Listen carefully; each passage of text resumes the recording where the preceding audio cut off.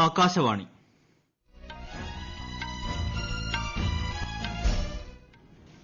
നമസ്കാരം. വാർത്തകൾ വായിക്കുന്നത് സുരേഷ്.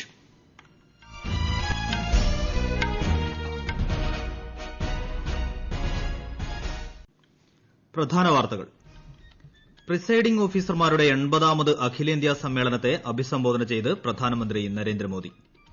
3ാമത് ആഗോള പുനരുപയോഗ ഊർജ്ജ നിക്ഷേപക സമ്മേളനം പ്രധാനമന്ത്രി ഇന്ന് ഉദ്ഘാടനം ചെയ്യും. നിവാർ ചുഴലിക്കാറ്റ് പുതുച്ചേരി തീരം തൊട്ടു. തമിഴ്നാട്ടിൽ കനത്ത ജാഗ്രത.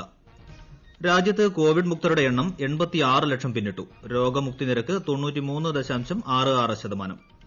കാൽപന്ത് കളിയിലെ മഹാമാന്ത്രികൻ മറഡോണയുടെ വിയോഗത്തിൽ വിതുമ്പി കായിക ലോകം.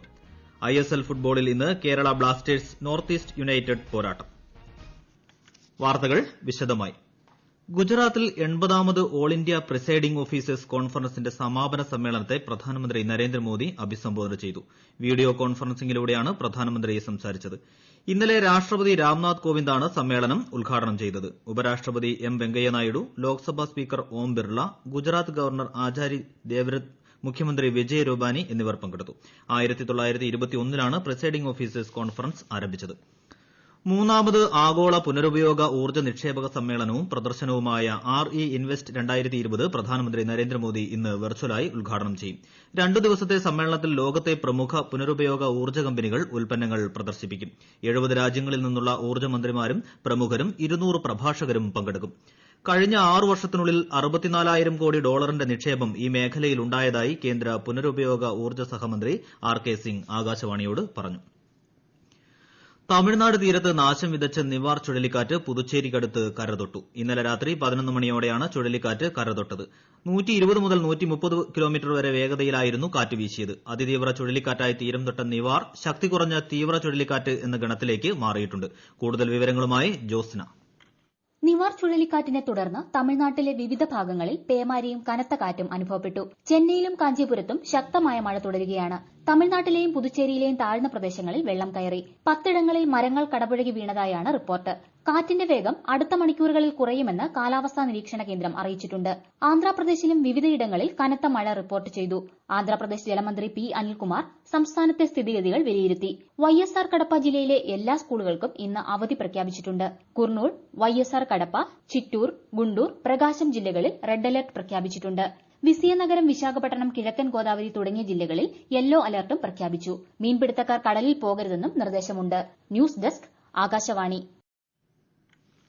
രാജ്യത്തെ കോവിഡ് മുക്തി നിരക്ക് 93.66% തുടരുന്നു. കഴിഞ്ഞ 24 മണിക്കൂറിനിടെ 36,367 പേർ കൂടി സുഖം പ്രാപിച്ചതോടെ ആകെ രോഗമുക്തരുടെ എണ്ണം 86 ലക്ഷം പിന്നിട്ടു.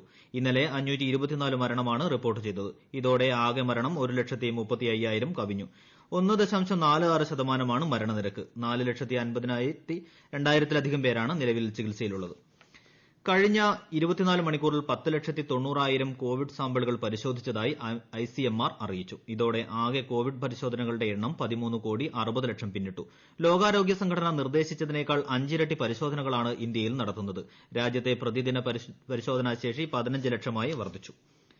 ലോകത്ത് കോവിഡ് ബാധിതരുടെ എണ്ണം 6 കോടി പിന്നിട്ടു. 12,26,000 പേർക്ക് ജീവൻ നഷ്ടമായി. 4,20,00,000 പേർ രോഗമുക്തരായി. ഏറ്റവും കൂടുതൽ രോഗബാധിതരുള്ള അമേരിക്കയിൽ മരണസംഖ്യ 2,68,000 പിന്നിട്ടു. ബ്രസീലിൽ മരണസംഖ്യ 1,70,000 ലോകത്ത് കോവിഡ് ബാധിതരുടെ എണ്ണത്തിൽ ഇന്ത്യ 2ാം സ്ഥാനത്താണ്. കേരളത്തിൽ ഇന്നലെ 6,491 പേർക്കാണ് പുതുതായി കോവിഡ് സ്ഥിരീകരിച്ചത്. 5,770 പേർ രോഗമുക്തരായി. 26 മരണവും കോവിഡ് മൂലമാണെന്ന് സ്ഥിരീകരിച്ചു. ബീഹാറിൽ ഒഴിവു വന്ന രാജ്യസഭാ സീറ്റിലേക്ക് തെരഞ്ഞെടുപ്പ് കമ്മീഷൻ വിജ്ഞാപനം പുറപ്പെടുവിച്ചു. ലോക് ജനശക്തി പാർട്ടി സ്ഥാപക നേതാവും കേന്ദ്രമന്ത്രിയുമായിരുന്ന റാംവിലാസ് പാസ്വാന്റെ മരണത്തെ തുടർന്നാണ് സീറ്റ് ഒഴിവു വന്നത്.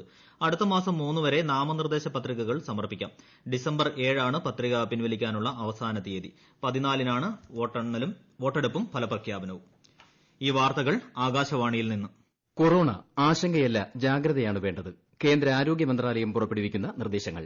ജനങ്ങൾ കൂട്ടം കൂടുന്നത് ഒഴിവാക്കുക. ഇടയ്ക്കിടെ കൈകൾ സോപ്പും വെള്ളവും ഉപയോഗിച്ചോ സാനിറ്റൈസർ ഉപയോഗിച്ചോ വൃത്തിയാക്കുക. നിർബന്ധമായും മാസ്ക് ധരിക്കുക. പനിയോ ചുമയോ ശ്വാസതടസ്സമോ തുടരുന്ന സാഹചര്യത്തിൽ വൈദ്യസഹായം തേടുക. കൊറോണയെ സംബന്ധിച്ച വിവരങ്ങൾക്ക് ആരോഗ്യ മന്ത്രാലയത്തിന്റെ 1075 ലും ദിശയുടെ 1056 ലും ബന്ധപ്പെടാം. കാൽപന്ത് കളിയിൽ ആസ്വാദകരെ ആവേശം കൊള്ളിച്ച പ്രതിഭാസം ഡീഗോ മറഡോണയുടെ വിയോഗത്തിൽ ലോകം വിതുമ്പുന്നു. രാഷ്ട്രത്തലവന്മാരും ലോകമൊട്ടാകെയുള്ള കായിക പ്രമുഖരും അനുശോചനം രേഖപ്പെടുത്തി. അദ്ദേഹത്തിന്റെ വേർപാടിൽ ഉപരാഷ്ട്രപതി എം വെങ്കയ്യ നായിഡുവും പ്രധാനമന്ത്രി നരേന്ദ്രമോദിയും ദുഃഖം രേഖപ്പെടുത്തി. ദശലക്ഷക്കണക്കിന് ആസ്വാദകരെ ഹരം കൊള്ളിക്കാൻ കഴിയുന്ന അപൂർവം ചില കായിക പ്രതിഭകളിൽ ഒരാളാണ് അദ്ദേഹമെന്ന് ഉപരാഷ്ട്രപതി പറഞ്ഞു. ലോക ഫുട്ബോളിൽ ആവേശകരമായ മുഹൂർത്തങ്ങൾ സമ്മാനിച്ച കളിക്കാരനാണ് മറഡോണയെന്ന് പ്രധാനമന്ത്രി ട്വീറ്റ് ചെയ്തു. മറഡോണയുടെ വിയോഗം ഏവരെയും ദുഃഖത്തിലാഴ്ത്തിയിരിക്കുകയാണെന്നും അദ്ദേഹം പറഞ്ഞു. ക്രിക്കറ്റ് ഇതിഹാസം സച്ചിൻ ടെണ്ടുൽക്കർ, ഉസൈൻ ബോൾട്ട് തുടങ്ങി നൂറുകണക്കിന് കായിക താരങ്ങളും ഫുട്ബോൾ ക്ലബ്ബുകളും മറഡോണയ്ക്ക് ആദരാഞ്ജലി അർപ്പിച്ചു. സോഷ്യലിസ്റ്റ് പക്ഷത്ത് ധീരമായി നിലകൊണ്ട മഹാനായ ഫുട്ബോളറാണ് മറഡോണയെന്ന് മുഖ്യമന്ത്രി പിണറായി വിജയൻ. മറഡോണയുള്ള ആദരസൂചകമായി ഇന്നും നാളെയും സംസ്ഥാനത്ത് കായിക വകുപ്പ് ദുഃഖം ആചരിക്കുമെന്ന് മന്ത്രി ഇ പി ജയരാജൻ അറിയിച്ചു. 60 വയസ്സായിരുന്ന മറഡോണ ഹൃദയാഘാതത്തെ തുടർന്ന് ഇന്നലെ രാത്രിയാണ് ലോകത്തോട് വിട പറഞ്ഞത്. ഫിറ്റ് ഇന്ത്യ സ്കൂൾ വീക്ക് പരിപാടിയുടെ 2ാം പതിപ്പ് കേന്ദ്ര കായിക മന്ത്രി കിരൺ റിജിജു ഉദ്ഘാടനം ചെയ്തു. കായികക്ഷമതയുടെ പ്രാധാന്യത്തെക്കുറിച്ച് സംസാരിച്ച കേന്ദ്രമന്ത്രി ഇന്ത്യ ആരോഗ്യകരമായി തുടരുന്നതിനുള്ള പ്രേരകശക്തി വിദ്യാർത്ഥികളാണെന്നും അഭിപ്രായപ്പെട്ടു. കഴിഞ്ഞ വർഷം നവംബറിലാണ് ഫിറ്റ് ഇന്ത്യ സ്കൂൾ വീക്ക് പരിപാടിക്ക് തുടക്കമിട്ടത്. ഈ വർഷം ഖാരിഫ് സീസണിൽ കഴിഞ്ഞ കൊല്ലത്തേക്കാൾ 17.82% നെല്ല് അധികമായി സംഭരിച്ചതായി കേന്ദ്ര കൃഷി മന്ത്രാലയം അറിയിച്ചു. കേരളം ഉൾപ്പെടെയുള്ള സംസ്ഥാനങ്ങളിൽ നിന്ന് 304 ലക്ഷം ടൺ നെല്ലാണ് സംഭരിച്ചത്. ഹരിയാന, പഞ്ചാബ്, ഉത്തർപ്രദേശ്, തെലങ്കാന, ഉത്തരാഖണ്ഡ്, തമിഴ്നാട്, ചണ്ഡീഗഡ്, ജമ്മു കാശ്മീർ, ഗുജറാത്ത്, ആന്ധ്രാപ്രദേശ്, ഒഡീഷ, മഹാരാഷ്ട്ര എന്നിവിടങ്ങളിൽ നെല്ല് സംഭരണം പുരോഗമിക്കുന്നു. രാജ്യത്ത് ലാൻഡ് ഫോണിൽ നിന്ന് മൊബൈൽ ഫോണിലേക്ക് വിളിക്കാൻ നിലവിലെ നമ്പറിന് മുന്നിൽ 0 ഉൾപ്പെടുത്തും. ഇതു സംബന്ധിച്ച പരിഷ്കാരം ജനുവരി 15-ന് നിലവിൽ വരും. എന്നാൽ ലാൻഡ് ലൈനിൽ നിന്ന് ലാൻഡ് ലൈനിലേക്കും മൊബൈലിൽ നിന്ന് മൊബൈലിലേക്കും മൊബൈലിൽ നിന്ന് ലാൻഡ് ലൈനിലേക്കും വിളിക്കുന്നതിന് നിലവിലെ നമ്പർ ഡയൽ സമ്പ്രദായം തുടരും. ടെലികോം റെഗുലേറ്ററി അതോറിറ്റി ട്രായുടെ ശുപാർശ കണക്കിലെടുത്താണ് പുതിയ പരിഷ്കാരം നടപ്പിലാക്കുന്നത്. കേരള ബാങ്ക് ഭരണസമിതി തെരഞ്ഞെടുപ്പ് ഇന്ന് രാവിലെ തുടങ്ങി. മലപ്പുറം ഒഴികെയുള്ള ജില്ലകളിൽ മുൻ ജില്ലാ സഹകരണ ബാങ്ക് ആസ്ഥാനങ്ങളിലാണ് വോട്ടെടുപ്പ്. വോട്ടെണ്ണലും ഇന്ന് നടക്കും. കേരളത്തിൽ 10-12 ക്ലാസുകൾ ജനുവരിയിൽ ആരംഭിക്കും. അധ്യാപകരിൽ പകുതി വീതം ഡിസംബർ 17 മുതൽ സ്കൂളുകളിൽ എത്തണം. SSLC, +2 വാർഷിക പരീക്ഷകൾക്കുള്ള മുന്നൊരുക്കവും തുടങ്ങി. കേരളത്തിൽ തദ്ദേശ തെരഞ്ഞെടുപ്പിൽ കോവിഡ് ബാധിതർക്കും സമ്പർക്ക വിലക്കിൽ കഴിയുന്നവർക്കും പ്രത്യേക തപാൽ വോട്ടിന് അവസരം ലഭിക്കും. കോവിഡ് പോസിറ്റീവായവരെയും ക്വാറന്റൈനിൽ കഴിയുന്നവരെയുമാണ് പ്രത്യേക വോട്ടർമാരായി പരിഗണിച്ച് വോട്ട് രേഖപ്പെടുത്താനുള്ള ചട്ടം വിജ്ഞാപനം ചെയ്തത്. ഇവർക്കും പോളിംഗ് ഉദ്യോഗസ്ഥർക്കുമൊഴികെ മറ്റാർക്കും തപാൽ വോട്ടിന് അർഹതയില്ല. ഇന്ത്യൻ സൂപ്പർ ലീഗ് ഫുട്ബോളിൽ കേരള ബ്ലാസ്റ്റേഴ്സ് ഇന്ന് നോർത്ത് ഈസ്റ്റ് യുണൈറ്റഡിനെ നേരിടും. ഗോവയിൽ വൈകിട്ട് 7:30-നാണ് മത്സരം. ISL-ൽ ആദ്യ ജയം ലക്ഷ്യമിട്ടാണ് കിബു വിഗന പരിശീലിപ്പിക്കുന്ന സംഘം ഇറങ്ങുന്നത്. ദേശീയതലത്തിൽ തൊഴിലാളി സംഘടനകൾ ആഹ്വാനം ചെയ്ത 24 മണിക്കൂർ പണിമുടക്ക് കേരളത്തിൽ തുടരുന്നു. BMS ഒഴികെയുള്ള തൊഴിലാളി സംഘടനകൾ പങ്കെടുക്കുന്ന പണിമുടക്ക് ഇന്ന് രാത്രി 12 മണി വരെയാണ്. തദ്ദേശ തെരഞ്ഞെടുപ്പ് ഓഫീസുകളെ പണിമുടക്കിൽ നിന്നും ഒഴിവാക്കിയിട്ടുണ്ട്. ഇന്ന് 71ാമത് ഭരണഘടനാ ദിനം. 1949 നവംബർ 26-ന് ഭരണഘടനാ നിർമ്മാണ സഭ ഇന്ത്യൻ ഭരണഘടന ഔദ്യോഗികമായി അംഗീകരിച്ചതിന്റെ ഓർമ്മയ്ക്കാണ് ഈ ദിനം ആചരിക്കുന്നത്. ഇന്ന് ദേശീയ ക്ഷീരദിനം. രാജ്യത്ത് ക്ഷീരമേഖലയെ പരിപോഷിപ്പിക്കുന്നത് ധവള വിപ്ലവത്തിന് നേതൃത്വം നൽകിയ ഡോക്ടർ വർഗീസ് കുര്യന്റെ 100ാം ജന്മവാർഷിക ദിനമാണിന്ന്. മുംബൈ ഭീകരാക്രമണം നടന്നിട്ട് ഇന്ന് 12 വർഷം പിന്നിടുന്നു. രക്തസാക്ഷിത്വം വരിച്ച ഉദ്യോഗസ്ഥർക്ക് രാജ്യം സ്മരണാഞ്ജലി അർപ്പിക്കുകയാണ്. തദ്ദേശ തെരഞ്ഞെടുപ്പിൽ കോവിഡ് മാനദണ്ഡങ്ങൾ കർശനമായി പാലിക്കാൻ കോഴിക്കോട് ജില്ലാ കളക്ടർ ഉത്തരവിട്ടു.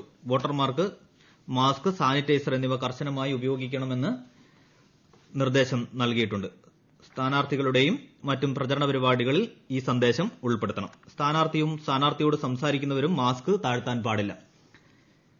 ഇടുങ്ങിയ മുറികളിൽ യോഗം ചേരരുത്. കുട്ടികളോടും പ്രായമായവരോടും ഗർഭിണികളോടും അടുത്തിടപഴകുന്നത് ഒഴിവാക്കണം. സ്ഥാനാർത്ഥികൾ പ്രചാരണത്തിന്റെ ഭാഗമായി വീടുകളുടെ അകത്ത് പ്രവേശിക്കാൻ പാടില്ലെന്നും നിർദ്ദേശമുണ്ട്. കണ്ണൂർ ജില്ലയിൽ തെരഞ്ഞെടുപ്പ് ഡ്യൂട്ടിക്ക് നിയോഗിക്കപ്പെട്ട പ്രിസൈഡിംഗ് ഓഫീസർമാർക്കും ഫസ്റ്റ് പോളിംഗ് ഉദ്യോഗസ്ഥർമാർക്കുമുള്ള പരിശീലനം തിങ്കളാഴ്ച ആരംഭിക്കും. പ്രധാന വാർത്തകൾ ഒരിക്കൽ കൂടി. പ്രിസൈഡിംഗ് ഓഫീസർമാരുടെ 80ാമത് അഖിലേന്ത്യാ സമ്മേളനത്തെ അഭിസംബോധന ചെയ്ത് പ്രധാനമന്ത്രി നരേന്ദ്രമോദി. 3ാമത് ആഗോള പുനരുപയോഗ ഊർജ്ജ നിക്ഷേപക സമ്മേളനം പ്രധാനമന്ത്രി ഇന്ന് ഉദ്ഘാടനം ചെയ്യും. നിവാർ ചുഴലിക്കാറ്റ് പുതുച്ചേരി തീരം തൊട്ടു. തമിഴ്നാട്ടിൽ കനത്ത ജാഗ്രത. രാജ്യത്ത് കോവിഡ് മുക്തരുടെ എണ്ണം 86 ലക്ഷം പിന്നിട്ടു. രോഗമുക്തി നിരക്ക് 93.66%. കാൽപന്ത് കളിയിലെ മഹാമാന്ത്രികൻ മറഡോണയുടെ വിയോഗത്തിൽ വിതുമ്പി കായിക ലോകം. ISL ഫുട്ബോളിൽ ഇന്ന് Kerala Blasters north east United പോരാട്ടം. വാർത്തകൾ കഴിഞ്ഞു. ഞങ്ങളുടെ വാർത്തകളും വാർത്താധിഷ്ഠിത പരിപാടികളും all India radio news Thiruvananthapuram എന്ന യൂട്യൂബ് ചാനലിൽ ലഭ്യമാണ്. കൂടുതൽ വാർത്തകൾക്കായി @all India radio news Thiruvananthapuram എന്ന ഫേസ്ബുക്ക് പേജും @AARnews_TVM എന്ന ട്വിറ്റർ ഹാൻഡിലും സന്ദർശിക്കുക. അടുത്ത വാർത്താ പ്രക്ഷേപണം വൈകിട്ട് 6:30-ന്.